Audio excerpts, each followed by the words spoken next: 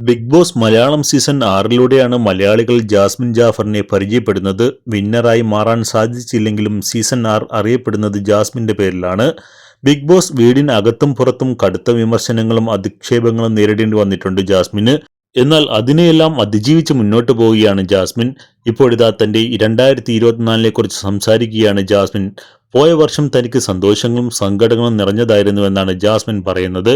താരത്തിന്റെ വാക്കുകൾ ഇങ്ങനെയാണ്: 2024 നല്ലതും മോശവുമായിരുന്നു. 2022 2023 വന്നതും പോയതും അറിഞ്ഞിരുന്നില്ല. എന്നാൽ 2024 വന്നതും പോയതുമൊക്കെ ഞാൻ ശരിക്കും അനുഭവിച്ചു. ജനുവരി തുടങ്ങുന്നത് എൻ്റെ സ്വപ്നങ്ങളും ആഗ്രഹങ്ങളും സാധിച്ചുകൊണ്ടാണ്. എൻ്റെ അത്തയ്ക്ക് കാർ വാങ്ങിക്കൊടുക്കാൻ സാധിച്ചു. ഒരുപാട് ആഗ്രഹിച്ചു വാങ്ങിയതാണ്. മുമ്പ് വണ്ടി ഉണ്ടായിരുന്ന ആൾക്ക് വണ്ടി ഇല്ലാതാകുമ്പോഴുള്ള വിഷമം ആയിരുന്നു. ഉമ്മയ്ക്ക് കമ്മലൊക്കെ വാങ്ങിക്കൊടുത്തു. അഭിമാനം തോന്നിയ സമയമായിരുന്നു. പിന്നെയാണ് ബിഗ് ബോസ് എൻട്രി. പിന്നെയുള്ള കാര്യങ്ങളൊക്കെ നിങ്ങൾക്ക് അറിയാമല്ലോ. കുറേ മോശം കാര്യങ്ങളുണ്ടായി, കുറേ നല്ല കാര്യങ്ങളും ഉണ്ടായി. എൻ്റെ ജീവിതത്തിൽ നല്ലൊരു സുഹൃത്തിനെ കിട്ടി. ഗബ്രി 3 മാസത്തെ ഷോയല്ല, 1.5 വർഷം അതിനകത്ത് നിന്നൊരു ഫീലായിരുന്നു എനിക്ക്. സെക്കൻഡ് റണ്ണറപ്പാകാൻ പറ്റി. കയറി 2-3 ആഴ്ച മുതൽ ഭയങ്കര സൈബർ ആക്രമണമായിരുന്നു. ഇവിടെ എൻ്റെ ഫാമിലിയും അവിടെ ഞാനും ഒരുപാട് കഷ്ടപ്പെട്ടു. 100 ദിവസം തികച്ച് ആ കപ്പ് കയ്യിൽ കിട്ടിയപ്പോഴുണ്ടായ സന്തോഷം പറഞ്ഞറിയിക്കാനായില്ല. ഒരുപാട് സന്തോഷിച്ചാണ് അവിടെ നിന്നും ഇറങ്ങിയത്. ഇറങ്ങിക്കഴിഞ്ഞ് കുറേ വിഷമങ്ങളും സങ്കടങ്ങളും പിണക്കങ്ങളും, ഉറക്കമില്ലാത്ത രാത്രികൾ, പാനിക് അറ്റാക്കുകൾ. ഇപ്പോൾ എനിക്ക് സങ്കടവുമില്ല, വിഷമവുമില്ല. എന്താണെന്ന് അറിയാൻ പാടില്ലാത്ത സ്റ്റേജാണ്. അതിനൊക്കെ ശേഷം സ്വന്തമായി ഫ്ലാറ്റൊക്കെ എടുത്ത് ഇൻഡിപെൻഡന്റ് ലേഡി എന്നൊക്കെ തെറ്റാതെ വിളിക്കാൻ പറ്റുന്ന അവസ്ഥയിലെത്തി.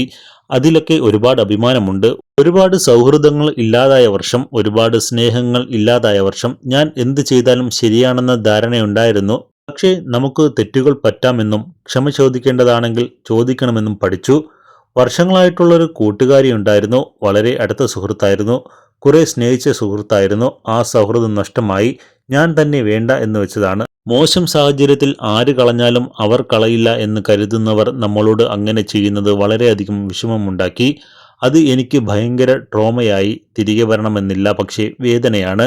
അതിനുശേഷം എനിക്ക് ട്രസ്റ്റ് ഇഷ്യൂസ് ഉണ്ട്. ആരെയും വിശ്വസിക്കാൻ പറ്റുന്നില്ല. വളരെ കഠിനമായ വർഷമായിരുന്നു 2024. കുറെ വിഷമിക്കുകയും കരയുകയും ചെയ്തു. ഈ വർഷവും ഈ അധ്യായവും ഇവിടെ അവസാനിക്കുകയാണ്. എല്ലാ വിഷമങ്ങളും അവസാനിക്കുകയാണ്. അടിപൊളി ആയൊരു വർഷം തുടങ്ങട്ടെ എന്നും ആശംസിക്കുകയാണ്.